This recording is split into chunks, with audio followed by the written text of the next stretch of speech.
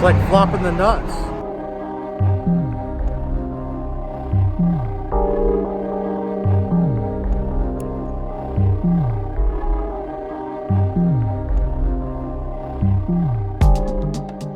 Hey guys, I'm Chuck, and those are my Charlie cards, and these right here, these are my fancy Charlie chips. In the town I live in, we have a happy face mowed right into the side of a hill. That's why this is Happy Face Holdem. The goal, log 500 hours of 2-3 no limit Holdem and have more Charlie chips at the end of the session than we started with. Let's get into the action. Hey guys, it is Happy Face Holdem Thursday home game. Yeah, let's go make some money tonight, yeah? I got so crushed in the last home game, I didn't vlog it. Yeah, pretty bad. Anyways, let's go kill it.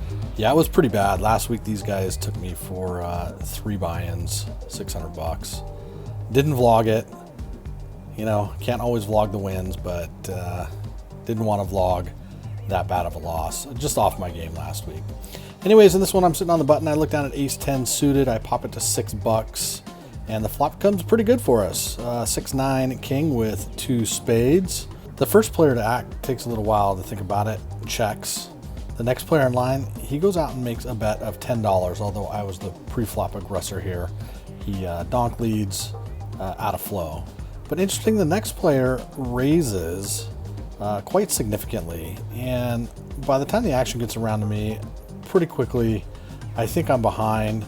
Even if I hit my flush draw, I'm not sure that I have the odds to keep going on this one. So I took a look at it. I'm 33% if he's got 2 pair. He probably gave me the right odds to call.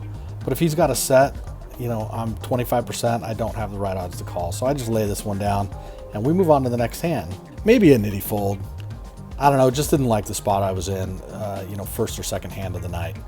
So when this one's sitting on the cutoff, I have 1 limper to me. I make it $10. Both blinds are going to call, and then the original limper, he's going to call as well. So we're going to go 5 ways to a flop with $50 in this pot. My goal here was not to price everybody out, but to price everybody in and navigate the flop. So it comes down looking pretty good. 6, 7, ace with 2 hearts on the board. This is a great one for me to continue. I'm going to target any flush draw or any other ace, hoping to bring some people along. So I size up a little bit and make it $30. This is a pretty static board. With ace high, my hand is unlikely to change unless another heart comes on the turn or river. So if I can avoid a heart, I think I'm in pretty good shape. Granted, a weaker ace could have 2 pair, but I'm likely to hear from 2 pair right here on the flop or on the turn, in which case I could fold. So I get 1 player to come along and we're going heads up with 110 in the pot. The turn comes down the 4 of spades. When the first player to act checks to me, there's no reason for me not to continue here. So in this case, I make it 55, about half pot, and he quickly calls. So now the river comes the 9 of spades. It's a pretty safe card. The hearts did not get there. It completes a couple straight draws, but I doubt he's holding exactly 8-10. So with my 98-ish behind, I probably should have just jammed on the turn and not bet the river. So this is an interesting play.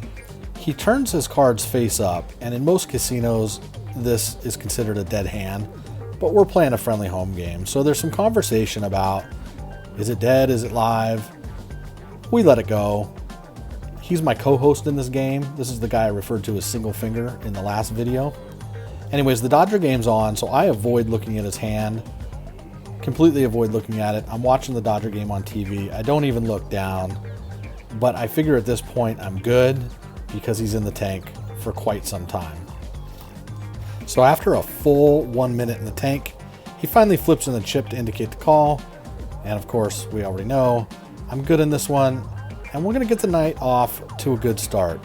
And I'm glad I made the nitty fold in the last hand. I think it was the right play for a lot of reasons. And in this one, my top, I played it quickly all the way to the river, and it worked out well for us. Let's make back some of our loss from last week. You guys, we've hit over 500 subscribers, as you saw on the opening screen of the video.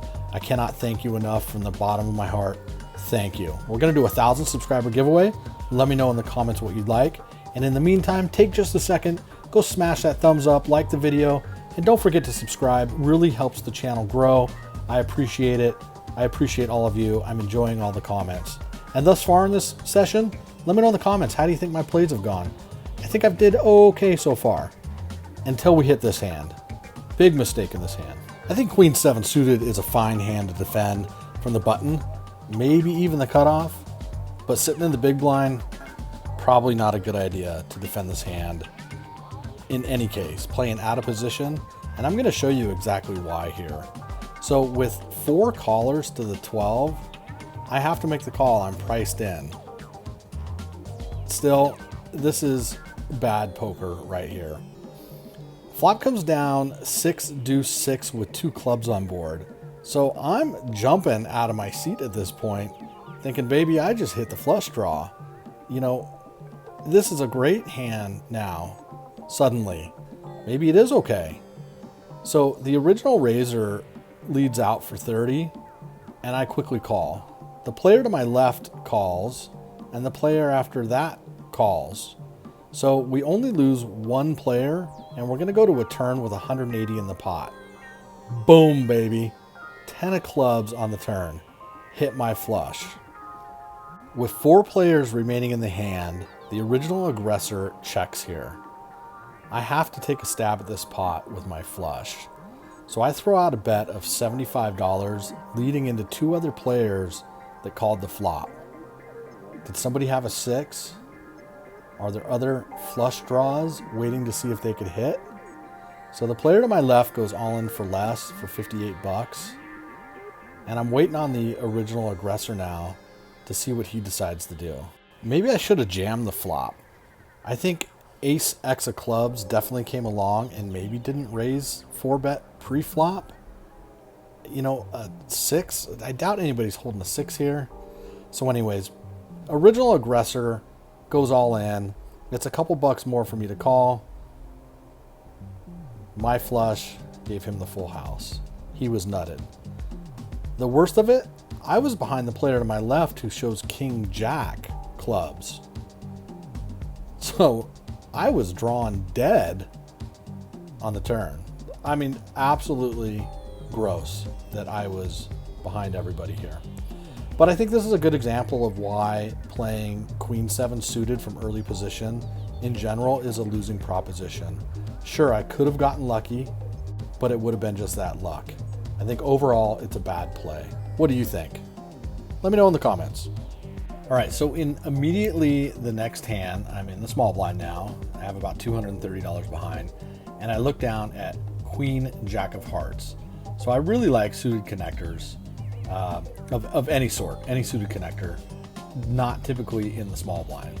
And excuse me while I buy in a new player that just joined our home game. I do handle the cash here, and it can be a little bit distracting.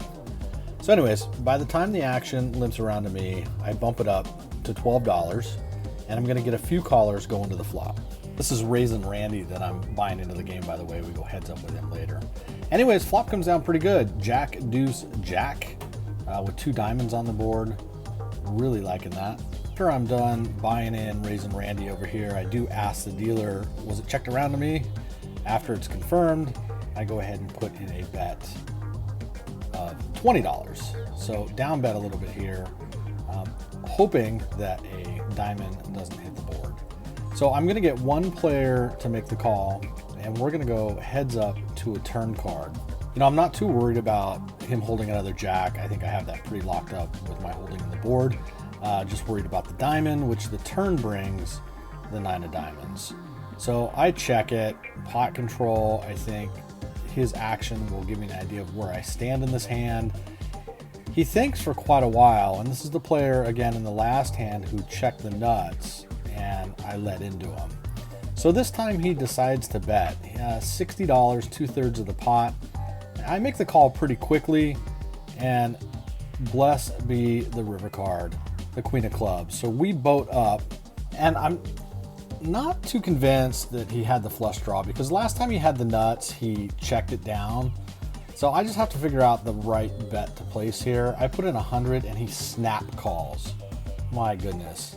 So when your opponent snap calls a $100 bet half pot, you know you left some value on the table. So anyways, he did turn the nuts, and this time he bet it. Last time he checked it, so definitely going to keep me on my toes. Crazy Carlos. But Carlos, this time I had the nuts. All right, we're going to stack up some Charlie chips. We're in the plus side now on the session. That's good news. We were up 30 bucks, but now we're up over 200. So looking good on this session. So we get done stacking up the chips, and we look down at our next hand. Suited one gapper, 10-8 of clubs, sitting in late position in the hijack. This is a very playable hand, late position. I like suited connectors and even suited one gappers. Hijack, cutoff, button, maybe more of a button type hand, but I'm happy to play it in this home game. Starting the hand with 450, and we're gonna go 4 ways to a flop with 41 in the pot. The small blind did fold. So the flop comes down 8 king jack with 1 club. So I've hit bottom pair with a backdoor flush draw. Too many people in this pot to take a stab at it. I really don't want to lead into 3 other players. So the player after me, who's new, this is his first time really playing a live cash game for anything over 20 bucks. He puts in a bet for 2 bucks. So granted, all 4 of us are coming along for the ride. To see a turn, another 8. That's a very, very good card for me. So now I have trip 8s, but I decided to check here again. Probably a bad play, but I was hoping that the new player to my left would have let out and bet into all of us. So anyways, the river brings us another boat. So we're back-to-back boats. And this hand, by the way, 10-8 is Miracle Mike's favorite hand. He's the one that just crossed his arms straight across the table from me. Just a little side note. And puts out a bet of 30. I put in a raise to 100, and the action's going to fold back around. The original better here, under the gun, says ace queen good, ace queen good. So I show my 10-8 boat only because it's Miracle Mike's favorite hand, and we always get a good laugh out of it. Again, I had the nuts. All right, let's stack up some more Charlie chips. The session's going very well for us. We're looking at 8 hands tonight, and then in the next vlog, we will look at another 8 hands from the session. In this one, it's a straddled pot. I have ace queen off in the cutoff, starting the hand with about 500 in my stack here. So again, the night's going fairly well. So I do decide to 3-bet this one to 20. I do want to narrow the field down. I'd like to play this hand heads up and not go multi-way to a flop. I think this hand plays best that way, like ace king even. Sometimes with ace king I like to build a pot. In this case, I just wanted to narrow it down. So Crazy Carlos is contemplating a call, and I just tell him, it's a home game, right? I tell him I have a monster. He says, I'm afraid of you. And I said, dude, we're 1-1. I didn't get you both times. So anyways, he elects to muck, but I just wanted to show this hand because ace queen is always a 3-bet hand. Really, regardless of position, it's always a great hand to 3-bet with, narrow the field down, and play heads up. That's my belief anyways. All right, moving on to the next hand. We're under the gun +1, looking down at queen jack offsuit. So this is a pretty light open. I typically would fold right here in early position, but what the heck? It's a home game. It's a pot builder. Let's do it. So 10 bucks goes in, and I am going to get 2 other callers for 31 in the pot. Small blind is going to fold, but big blind eventually calls. 31 in the pot, and we're going to go 3 ways to a flop. Again, I don't mind this hand as maybe a limp call. I don't like limping or over limping. Probably just a fold at this point, but like I said, what the heck. Flop comes down 10 jack 8 with 2 hearts on the board. Pretty wet board, straight draws, flush draws out there, so I elect to size up just a little bit. Bet 20 into the pot of 30. I think a check here is fine too. You know, I am going to charge for the draws, but a check then puts my opponents with the betting lead potentially. So when the turn comes down, a 6 of diamonds, I think this is a safe card. I got 1 caller on the flop, so I'm definitely putting him on a flush draw. Not likely 1 pair or 2 pair, just a draw. So I size up again just a little bit, and I bet 40, and that's going to be enough to take this pot down. You know, looking back, I like how I played this hand in the end. You know, obviously result minded here, it worked out. But again, a check might have been okay on the flop. I'd like to hear your perspective on this hand down in the comments. Would like to know how you'd play that. So here we take a little new table perspective. We move to our wide angle just so you get a feel for everybody around the table.